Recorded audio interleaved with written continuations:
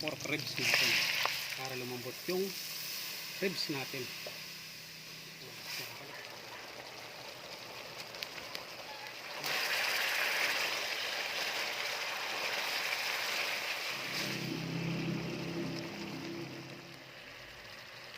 Lagyan natin ang pinaka-sauce nyo.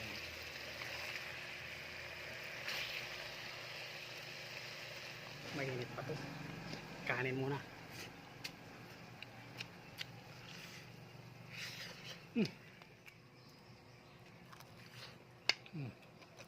Lasang barbecue talaga.